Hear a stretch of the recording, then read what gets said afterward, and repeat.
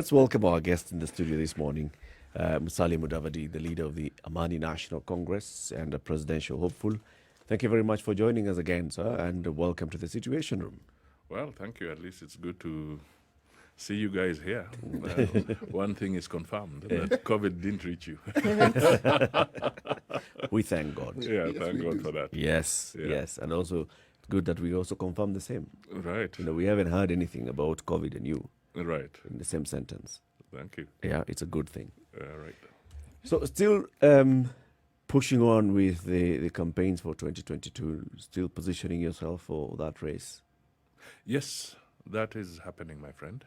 But of course, it has to be at a lower scale. One, because the elections are still 2 years away, and then clearly you have to operate within the rigid protocols that we all have to continue observing, bearing in mind that COVID is still with us, and we don't want it to spike again. Yes. Is that something that everybody's picking up on, even as we talk about it? Because I remember specifically during the National COVID Conference, you said these exact words, and you threw out the warning to politicians across the country. And I believe the president then quoted you in his speech the same day, saying that we ought to be careful. But it doesn't appear that anybody's being careful, even after that. Yes, I mean, not everybody is being careful, and it worries everybody because, you see, at the end of the day, what comes out of this is, do you really believe it's just a matter of anxiety, or are we also people who have been now clearly inducted into the culture of impunity as a society? Because ordinarily, I think we should all be very, very careful. And that is why when I spoke at the conference, I said, who are the actual fault lines? Where's the weakest link in this battle against COVID? And more so, those who seem to be breaching the guidelines with at the highest levels. And I think I'll still maintain that politicians in this regard seem to be one of the most dangerous fault lines. And why is that? Is it because you feel that you're above, not above the law really, but that you can bend the law? It's impunity, my friend. I think people have, the wheels of justice sometimes take too long. And what we have seen is that perhaps people need to be, to some extent, people may need to be jolted into reality through the law enforcement agencies. That first of all, an election has not been declared. If there's an election has only been declared in Musambweni. This is where we are going to have the elections and maybe a few by-elections. But the rest of the country, there's no election that is taking place. So I think, and there are laws that govern this, laws that make it clear when you can start your electioneering process and so forth.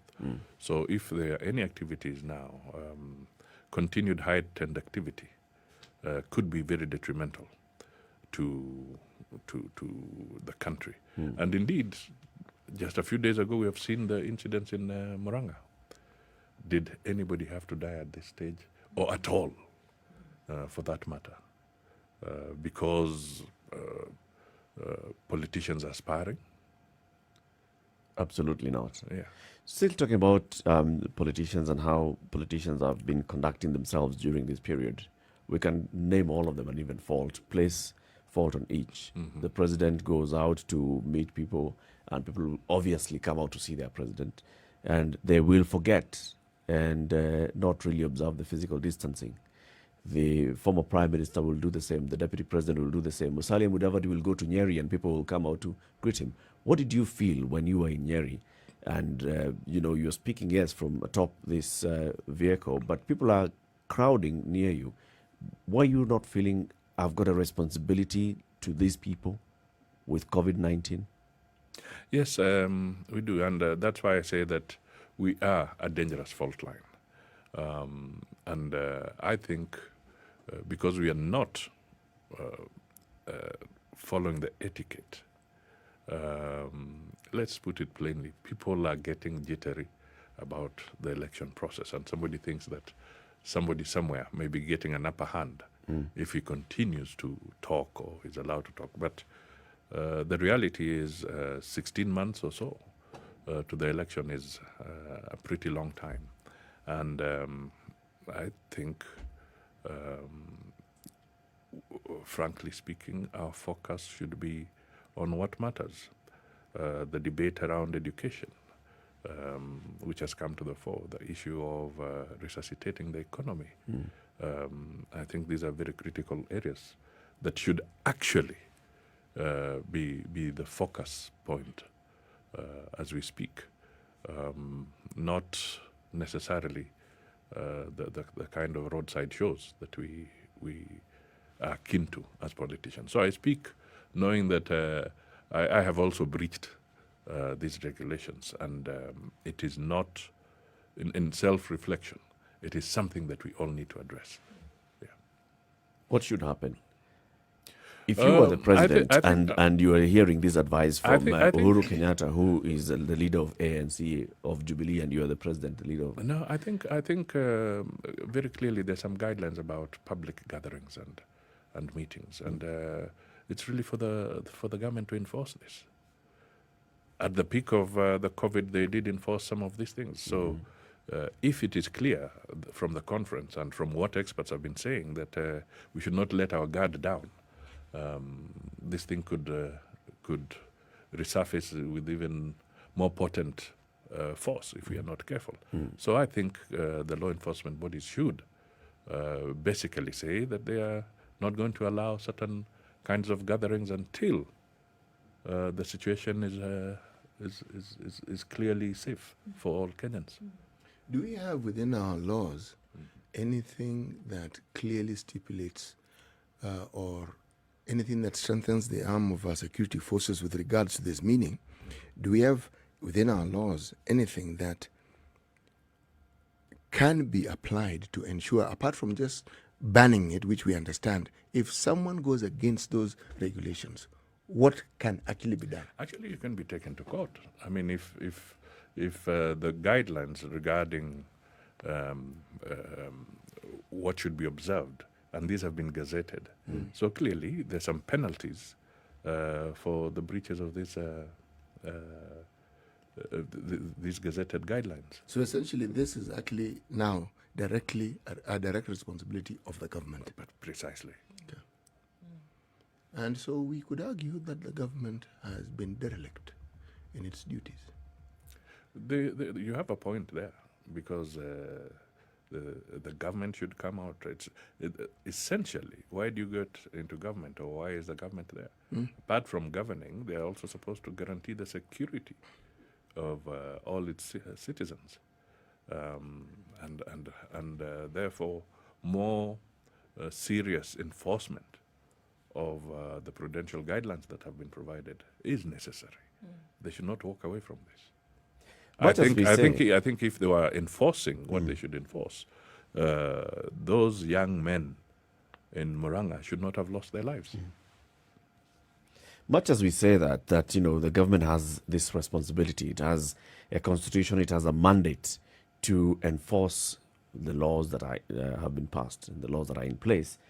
There's also the part of personal responsibility. And Musalia, I'd like us just to be very honest and sincere. When the citizens look at you people in leadership, the senior people in leadership, there's yourself, there's Raila, there's Kalonzo, there's Ruto, there's the president himself, and others, you are in one class. And so it is very possible for Kenyans to look at you and see there's absolutely no way President Uhuru Kenyatta would order the arrest of Musalia Mudavadi without there being, ramifications, even political ramifications around the country. So probably the president would not really be quick to act on Musalia as he would be very quick to act on Eric Latif or even Johnson Sakaja. But Musalia, no. So maybe it's a bigger responsibility for you as Musalia, also being a leader, to ensure that you do not do these things that show the public that you are breaching the law and then saying, but the government should enforce. You have a point. I'll not run away from that. That really the onus lies in providing leadership. The leaders must lead by example. That is a fact. So we have breached, okay, that particular aspect. But I don't think to enforce the law, the president should give an order. I think the law should be enforced. You cannot be waiting all the time that Musalia is busy punching Latif, and you say you're waiting for the president to order the arrest of Musalia. Call from above. So that he can stop punching Latif. I think if there's a law enforcement person on the scene or somewhere, he should play his role. I think this is the cry, though, that the law has not been enforced in the past. And what that does is that it then gives leaders, politicians at this point, then the mindset that nothing is actually going to be done if I break the rules. Yes, and that is the dangerous thing that we must, especially as we're moving close to the election. I mean, you know why we had a crisis in 2007, 2008, you know, because it started like this, you know, the hostile language that was being brought out there by political players. It soon filtered into the ordinary citizens, and they started regarding others as outsiders and non-outsiders. Yet we are all Kenyans. We have seen very vulgar language being spoken only a few weeks ago, where people now think that in order to gain attention, you start going into issues that you should never really be going into, personalizing matters. Right. Now, systematically, this is building up into the wrong thing. We have also seen people questioning that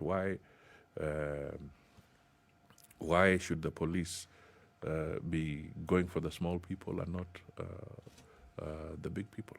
I think maybe the authorities should just look for 1 week and round up as many of these politicians like Musalia, Mudavadi. And This is like music to our ears. yeah, because- and then give it some shock therapy. Yeah, so that people can come to reality. What if, for instance, as we've seen in the past, unfortunately, this was something that was leveled at politicians who were regarded as opposition politicians, just simply ban gatherings. Simply, just ban it. Say, no gatherings, period. Or keep it within the guidelines, 3 or 4 people. But these open air meetings, meet the people tour, ban it.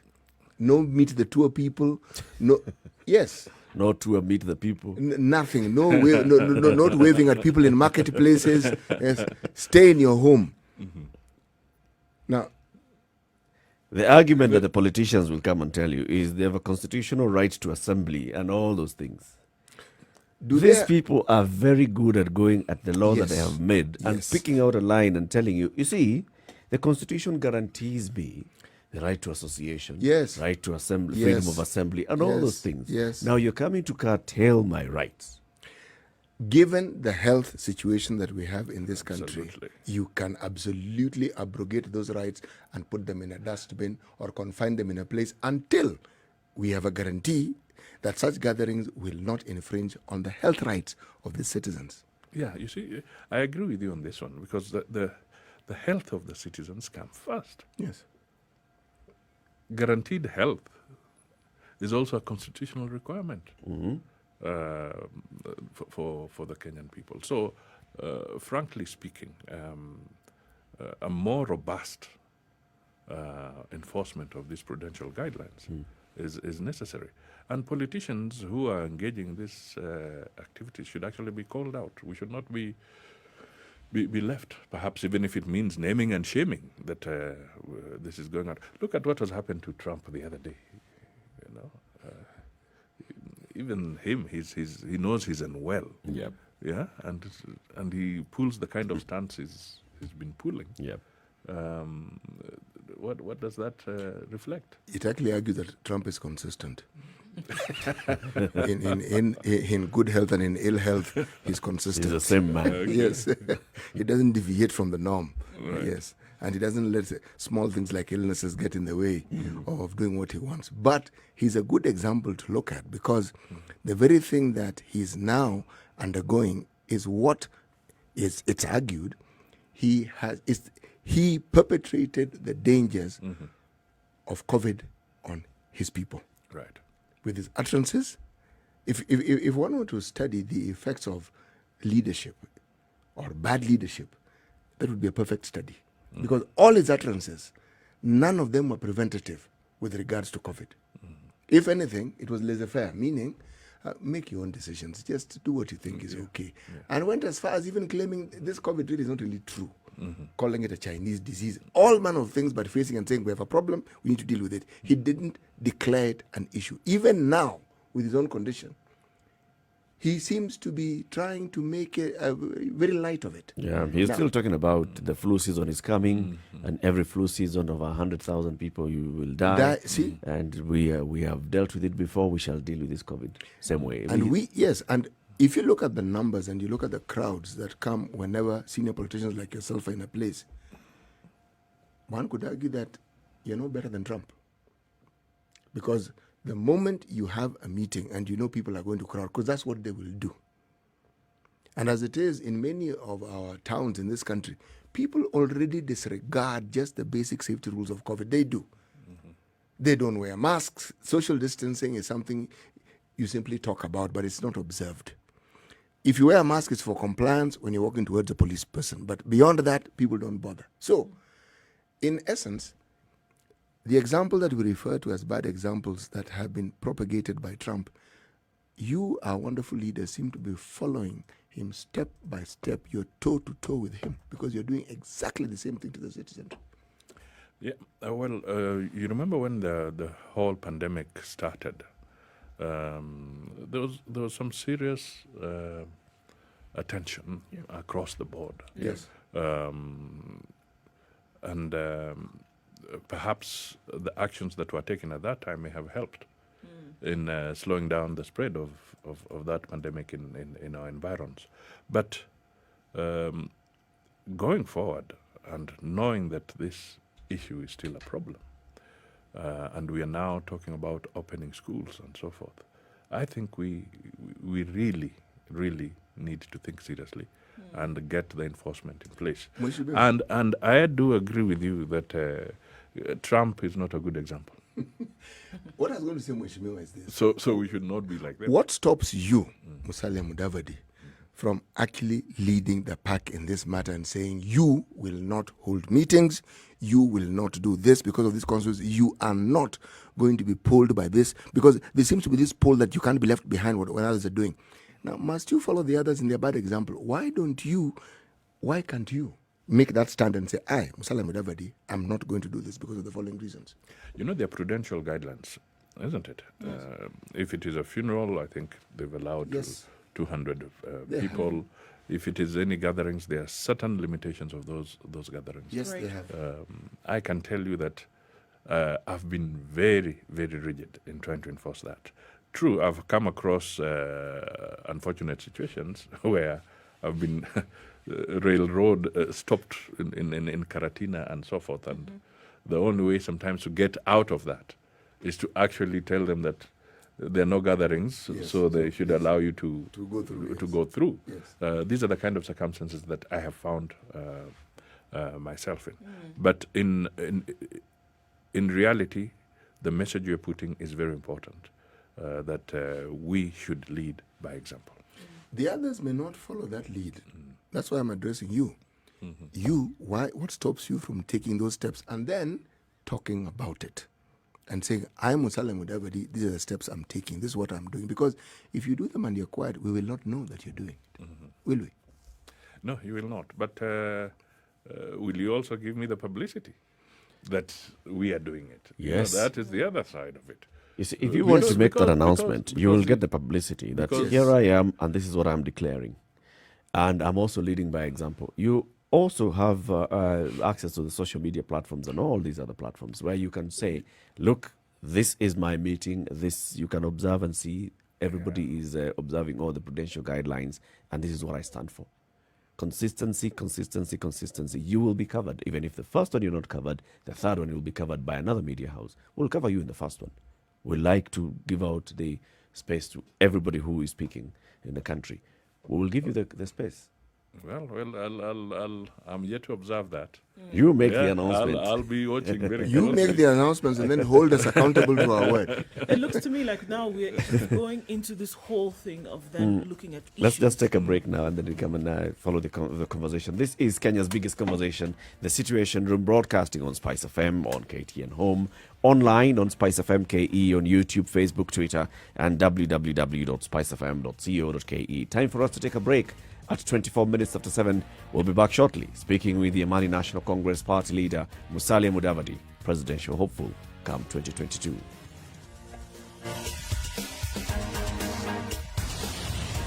This is the Situation Room, the only way to start your day. Spice up your life.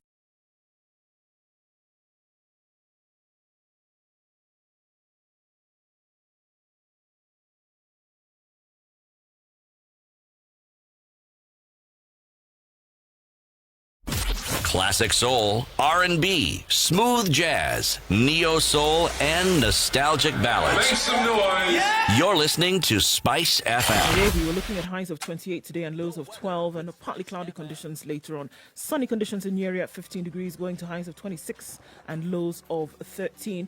Nakuru is mostly cloudy at 16, going to highs of 24, and a chance of rains later on. Eldoret also will experience wet conditions later with highs of 22 and lows of 12. It's mostly cloudy in Kisumu at 21 degrees. The high will be 28 today and lows of 19, and the rains will come in to cool everything down. It's partly cloudy in Kakamega at 17 degrees, highs of 26 and lows of 15. Partly cloudy conditions rule the morning in Mombasa at 26 degrees, rising to highs of 30, even with the rains. And 26 degrees, partly cloudy conditions in Malindi, going to highs of 29.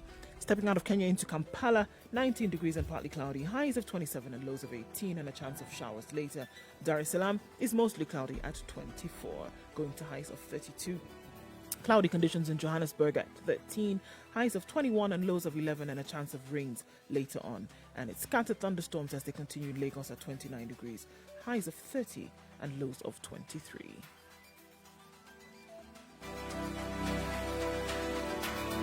Spice FM. Spice up your life. Okay, not too bad on Thika Road today, getting into the CBD. That is actually going along splendidly. Mombasa Road, however, is much slower, and you're taking your time getting to the CBD. We understand this is expected. Then between the Nyayo Stadium roundabout again and all the way to Westlands, it's a bumper-to-bumper situation, moving very slowly this morning, but expected. So not major traffic. The eastern and southern bypass is open with no problems there whatsoever. If you run into a clog somewhere, do let us know. We can spread the word. Keep more people away from there or lead them to clearer roads. Spice FM KE. That's how you can reach us on Twitter. Not to forget, you can SMS on 40127.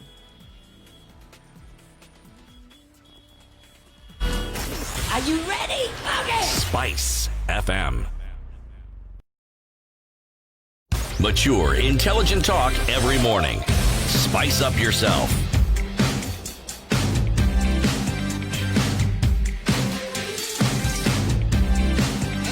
Mornings done right. 94. 7 minutes after 7, the conversation continues right here, Spice FM, KTN Home and online. We have with us in the studio Musalia Mudavadi, Amani National Congress Party leader and presidential hopeful come 2022.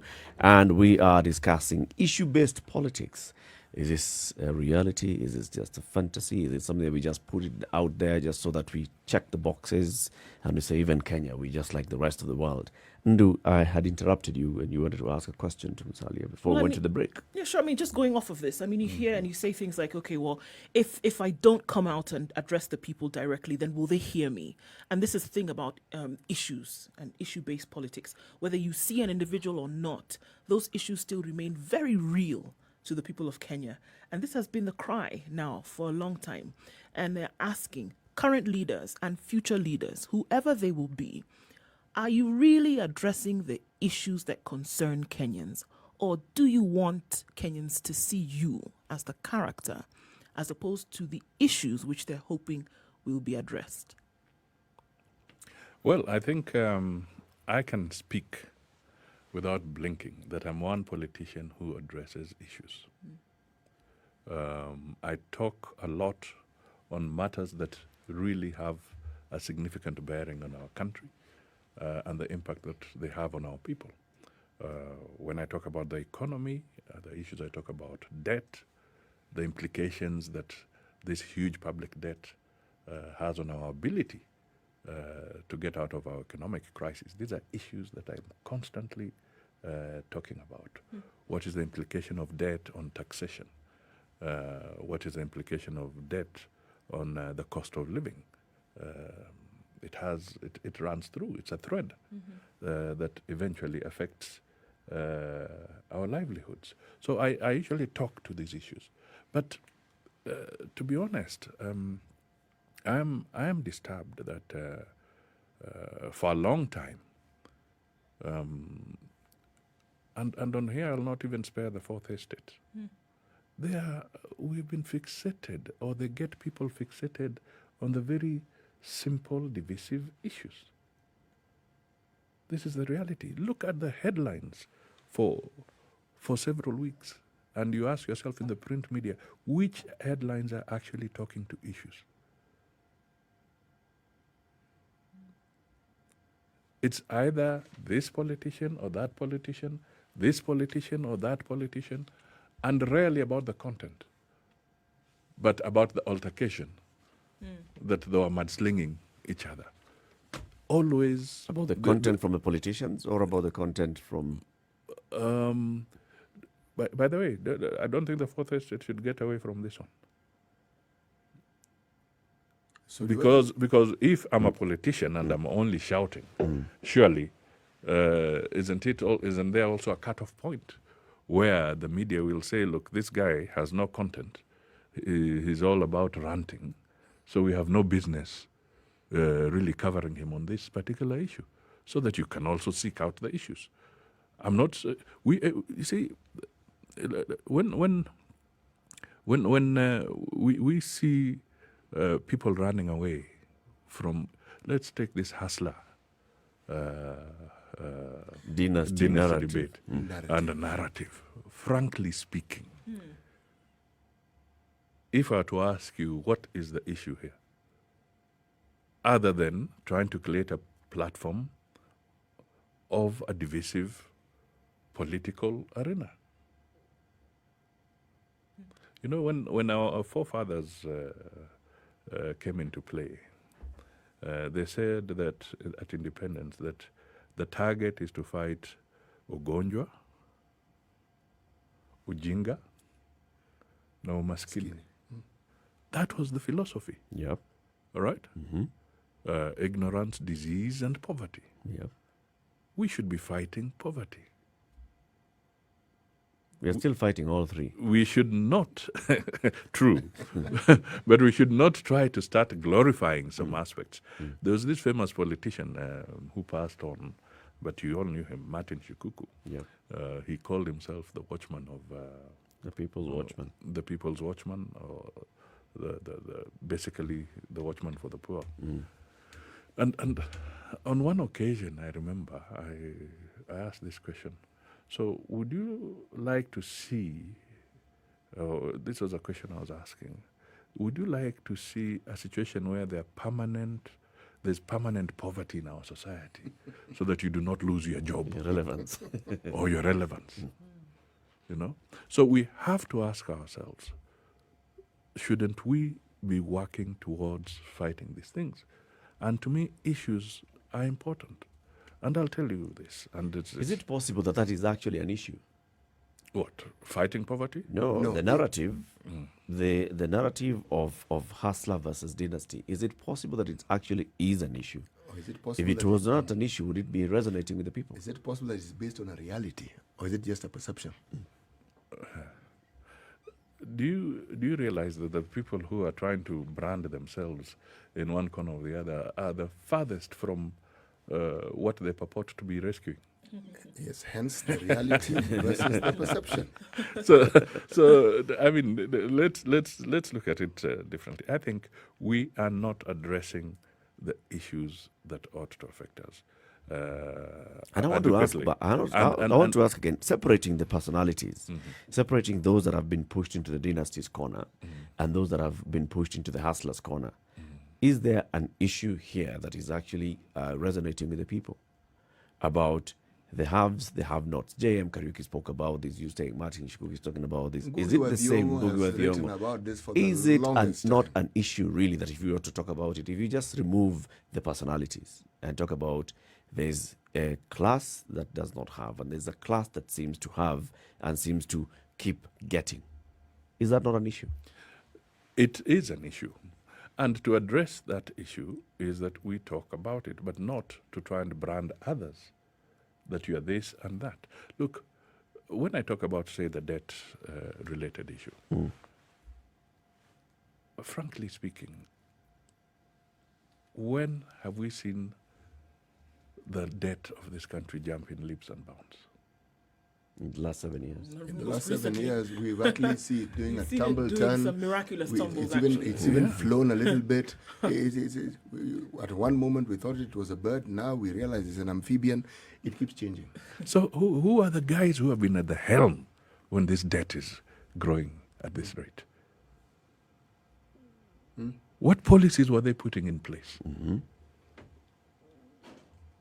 So you fix us with massive debt, you load it onto us, and you come and tell guys, hey, we are the ones who are going to get you out of it. Come on.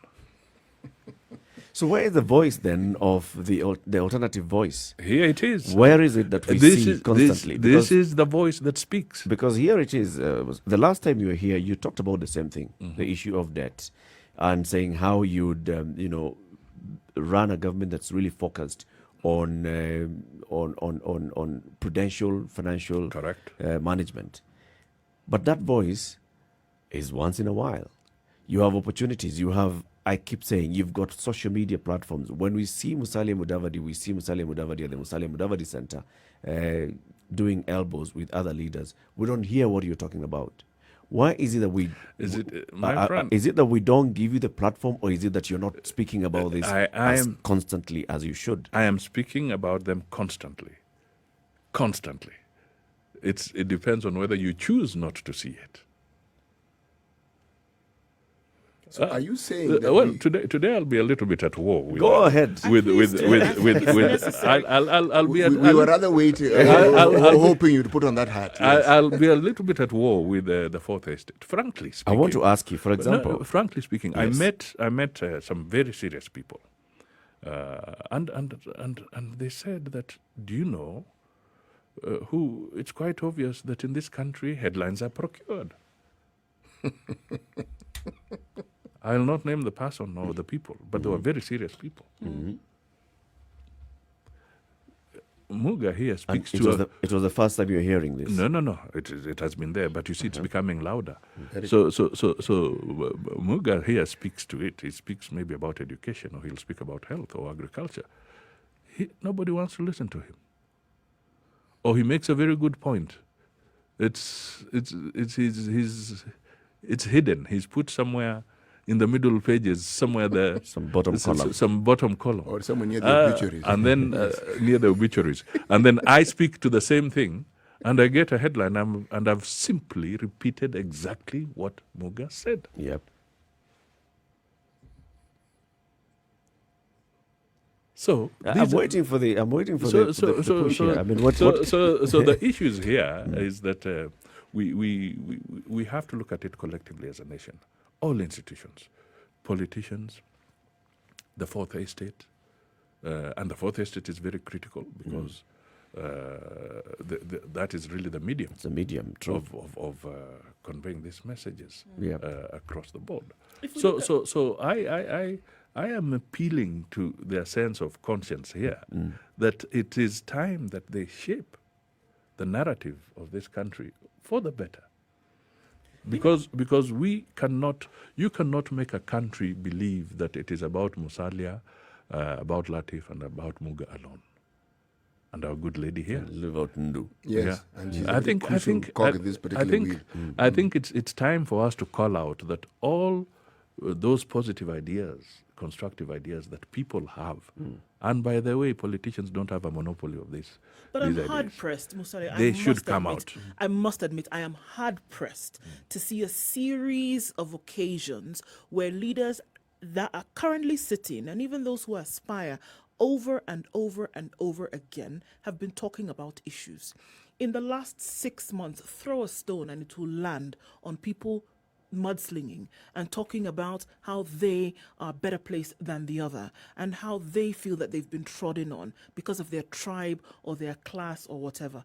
I am hard pressed to just look at the debt issue that you talk about. How many times have we seen leaders who are looking for positions in the future come and harp on this issue over and over and over again? Look at education, where things seem to be up in the air now, for example. And it's a few people. Every now and then somebody gets bored and goes on Twitter as a leader and says something and condemns a move. But that's it. Nobody's having active live debate about these issues that are affecting Kenyans who people essentially want to lead. So if you ask me, you will if you serve it up, that's what, if you present something, that's what's going to be served up. But you talk about the fact that somebody writes something about agriculture in the paper and nobody pays attention to it. And a leader then says something, or somebody in a position of leadership says the same thing, but it's given the headline. What does that tell me? That leaders have a perfect platform to talk about some of these issues that are affecting Kenyans, but are not. They're more interested in personal politics and personal expediency in how they will be put out in the front light for Kenyans, not about the issues that affect Kenyans. That's what Kenyans see, and I'll tell you for free. That's what Kenyans see. Kenyans don't believe that their leaders are there for them. Kenyans believe that leaders are there for selfish gains. And unless somebody comes about to change that narrative, that's what Kenyans think. They're going to cheat you for a few minutes here when you go to a rally in Nyeri and tell you that they're very interested in what you have to say. But the truth of the matter is that Kenyans don't feel that leaders have their backs. How are you going to change that narrative? The question is, who is this fellow we are waiting for to change this? Unless it's us. All of us. Now. It's all of us. I mean, why do you allow us to get away with murder? If I may put it that way. We all, you know, if it is an element of apportioning a bit of blame, yes, you can blame us. But at the same time, let us call out the issues. And as we debate, as we go on, by the way, your show is excellent because you bring out issues. But let me tell you frankly, your concern is equally my concern. That in Kenya, we are spending too much time not addressing issues. Even if you went to Parliament, for instance, and you go to Parliament, and maybe there's a very critical issue. The other day they were extending the debt ceiling to 9 trillion. As they do that, there's very little insistence, even from that very house, of a full disclosure of what the debts are. You are approving a ceiling, but you're not putting any conditions to see what is on the table. And I'll give you an example that one of our legislators, and I think I mentioned this some time back, he is very advanced in bringing in a bill that will demand all these things that I'm talking about. And that is the way we have been approaching things at ANC, that let us systematically start clawing back onto what are the issues that matter. You know? Mheshimiwa, what is this thing that ANC does that makes it stand out? Because the thing that Kenyans are treated with is like a constant diet, it's words. We hear them, but when you have the same diet, sooner or later you'll get constipated. Okay? So you'll be worrying more about the state you're in rather than what you're eating. So I'm not talking about other political parties, I'm talking about the ANC, because that's the party you lead. The opportunity to do that which others simply talk about and never do. Watch the space, because the bill is coming. The bill is advanced. And this is a bill that the party is taking very seriously. A bill that will speak to the management of public debt in this country. Will it see the light of day once it gets to Parliament? Let it get to Parliament. It is going through the motions very systematically. It has gone through the various Stages. committees and stages. Then it will come to the floor of the House. That is one bill. This is going to be a very significant contribution to the public management of finances in this country. And it should be embraced. And to me, these are the kind of things that I would say need to come to the fore. Indeed. On that one, tick. Once it gets to the floor of the House, once we see the contents of the bill, and once we now interrogate it and see whether it really is going to help in the PFM of the country. Right. Sawa. Another thing that ANC has stood out for, has spoken very vocally about, maybe even gone to push on the floor of the House. My message to you is that our focus is on the economy. And a lot of the issues that we contribute to are those that are slated around management of the economy. And we can contribute to the extent that our legislators bring out very useful bills. This is the most significant, but we have also seen some of our senators make very pitched debate in matters of even revenue allocation. Are you occupying a lonely place, a lonely spot, you as Musalia Mudavadi, I was just about in to this say, ideal? I was just saying that let me talk about the revenue allocation. For instance, there's recent debate in the Senate. Yeah, one of the recent lengthy debate. Yes. One of and eventually some more rational approach was eventually found. And one of the senators who pitched highly on this matter was Senator Malala, who is an ANC member. So there are some things that we stand out, and this we always encourage that our members should seek to make a difference, a substantive difference, not pronouncements only, but even through actual legislation. You spoke very strongly about the fourth estate. Now, if I'm to go back to what has been touted as the hustler narrative, yes, there is that narrative.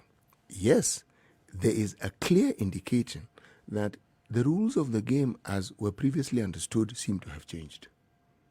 Because what you seem to want to espouse is, surely, shouldn't someone know limits? But we are seeing that the politics we're in at the moment, these limits are not there. So that age-old rule of politics about there's only one rule. There are no rules. Is it a good thing or a bad thing? It's a horrible thing. Terrible thing. That's the message. It's a horrible thing. It's a horrible thing. Thank you for that answer. It is a horrible thing. Yes. So do we let it pass because it's a horrible thing, or should we start? No, you do not. But the fight that if I read the fight that people have, it's not a fight about the issues. It's about the person. So we are back to square one. Back to personality-based politics. That's Because, where we are. yes, when the narrative is heard from that particular group of politicians, what they're saying resonates with some people in the country. It certainly does. Because when you talk about poverty, there is no country in the world which doesn't have poor people. But the thing about our country, the number of poor people seems to be growing by the day. Now, COVID has done something that was unthinkable before. Those numbers have really, really grown exponentially. So, it's a situation that requires addressing. Now, in the absence of something that shows you a clear path of how you can move out from this poverty, that narrative will hold sway. And people will look at those they need to blame for the poverty and the problems that they are in. So that narrative certainly will hold sway. Now, how can it be fought? How can they be pushed back on that narrative by those who feel this narrative is divisive and it is wrong?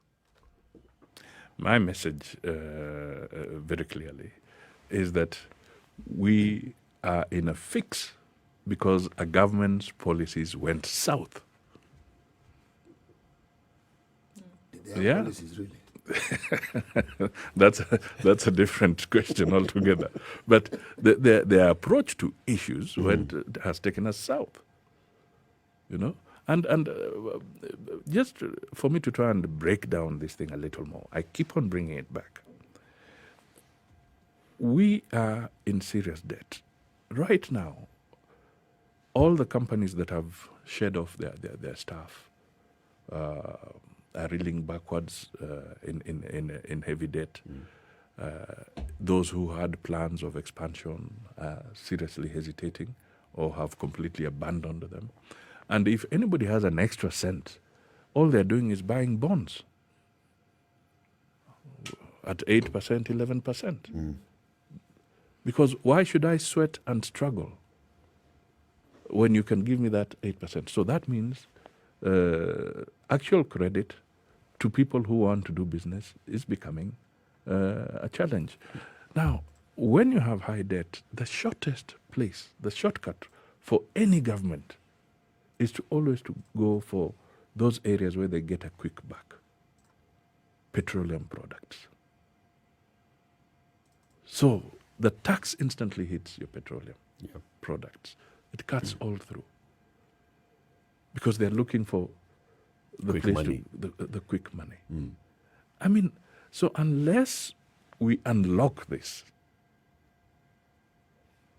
we're in trouble. Yatani gave his budget on the assumption that the exchange rate was going to be around 104 for the dollar. Yeah. It's what, 108? Yes. Has been there for some time. So between the time he gave his budget and now, our external debt maybe has shot up by maybe couple of 200 billion or Yep. something. Because our debt is pegged to the dollar. Do you have these? I'm very curious to know whether you have these conversations. I mean, even as leaders, do you have these conversations amongst yourselves? I do. Or when you sit and, I mean, it's just, bump into someone in a restaurant and having a coffee and talking about, did you see what that was last weekend? Or are you having these pertinent discussions amongst yourselves as leaders, as affects Kenyans? I do. Whenever I meet other leaders, I address these issues, even at the COVID conference. That was there. I had to remind the Minister for Treasury that surely you cannot tell us that all is well on matters debt. You are sitting here speaking to Kenyans and telling us that all is well. I told him, no, it's not on. I mean, the president himself is already making remarks that the appeal is being made to the United Nations and others for them to start looking at reprieve on debt to countries that I imagine. Mheshimiwa, you've been Minister for Finance. Yeah. Okay. In your time, if you can recall, were we borrowing, whatever borrowing we did, was it based on the shilling or was it based on some foreign currency? Because this is an option that we have. And I think you know why I'm asking the question. You always borrow. If the resources are coming from an external source, it has to be in hard currency. So you're either borrowing in euros, you're borrowing in dollars, or pound sterling. Are there people who borrow in their own currency? Are there countries that borrow in their own currency? The only time the government borrows its own currency is when it's buying the bonds from you and I. In the local market, that is where you put in your money at 8%, so that they pay you that. But all external payments must be done in hard currencies. So how do you ensure that you have this safeguard, even if you're going to borrow in that foreign currency? How do you ensure or at least limit the possibility of this sort of wild exposure that we now currently find ourselves in? There are basically two fronts. You either go for concessionary money or you go for commercial money. I think the mix that we have seen is that the government of the day chose to really rush for commercial borrowing and not concessionary borrowing. Concessionary borrowing, your interest rate would be 1% or even 2%, and you repay over 30 years. These guys have gone into the market, they've taken money, 7% interest rate, repayable in 15 years. Very expensive. Every time we have this conversation here with you, Musalia, you bring out these issues and you articulate them so well. My concern is I don't hear the Musalia voice on debt, on the economy, as often as I should be hearing it. And I'm saying this, yes, so you have issues with the fourth estate just covering up the issue of dynasty versus hustler and not getting the Musalia conversation happening. Have you written an opinion piece and sent it to the Standard and they said, no, we don't put Musalia opinion pieces? Have you written on social media and written articles on every day, just tweeting about the debt and trying to explain to the people what this impact is. And then you see people saying, the comments saying, Musalia, what you're telling us is nonsense. We don't want to hear this. Have you done those? I'll be very aggressive. I've been aggressive, and I'll be more aggressive on it. I'll continue talking about it. I can assure you, Latif, that I have been making these points. Make them a little louder. And I will not tire. I'll continue making them. But I thought that I should highlight that I think this is a partnership of all the good people across the country. And when I say all the good people, I mean people who want to see genuine resolution of the crisis that we are in. By the way, the other day I was just joking and saying that, do you know, if for quite a while, the only business that has been thriving is the auctioneer's business. You know? They have, haven't they? Very real to a number of Kenyans. But because they're living distress on rent, they're doing For what? sure. They've taken everybody's cars. But one other thing, though, can you imagine that now even the auctioneers themselves are under pressure? Yes. Because There's no one to buy. There's no one to buy. And they also have to pay for go-down space. And now we are reaching a stage where the auctioneers themselves are about to be auctioned. so The shoe's on the other foot. yeah. It sounds funny, but it's actually a very dire situation. It's a Yes, dire it is. situation. But the message I'm trying to put across is that, frankly speaking, it is the economy. All these other side shows. When you have a country a nation, a small economy like ours, losing 2 million jobs within a very short time frame, when we see KRA unable to meet their targets every other time, this should start speaking volumes that the issues to be handled revolve around the economy. You know, and this begins feeding into other organs of government. The judiciary starts saying we don't have enough money to implement our programs. Yes. We have the governors saying that we now want to close shop because We don't have money. we have no money. Not money has been transmitted to them. People have not been paid salaries for 3 months and so forth. Gentlemen, this is boiling down. And lady, sorry. Patriarchy, right? This is boiling down to the economy. And frankly speaking, if we are talking the politics of this country, and we are moving as if we don't realize that the economy is the biggest issue on the table, then I don't know what we are talking about. Which Indeed. you have a Time front for row us to seat. conclude the conversation at 5 minutes to 8 o'clock. Yes. We are live on KTN Home, on Spice FM, broadcasting in Nairobi, Mombasa, Kisumu, Nakuru, Eldoret, Nyeri, Malindi. You're also online on www.spicefm.co.ke and on our social media handles, Spice FM KE, YouTube, Facebook, and Twitter. We've been having a conversation with the leader of the Amani National Congress, Musalia Mudavadi, who would like your vote to become President of the Republic of Kenya come 2022. And he has been, discussing with us the issue-based politics, and saying let's steer clear of the personality politics and let's look at the main issues. And for him, the main issue is the economy, and that's what he's told us. Thank you very much for joining us today, and of course, we always appreciate when you're able to spare a moment for us. This is a platform that you can use, and then you can now point fingers at the other members of the fourth estate. Keep it right here. The conversation continues. Good morning. All right.